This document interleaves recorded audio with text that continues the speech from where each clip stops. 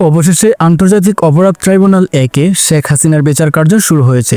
উক্ত বিচার কার্যে প্রধান সাক্ষী হিসেবে থাকছেন মাইক্রোবাস চালক খোকন চন্দ্র বর্মন এবং রাজসাক্ষী হিসেবে থাকছেন সাবেক আইজিপি চৌধুরী আবদুল্লাহ আল মামুন। প্রধান সাক্ষী খোকন চন্দ্র বলেন, 5ই আগস্ট যাত্রাবাড়িতে পুলিশ আমার মুখে গুলি ছুড়ে।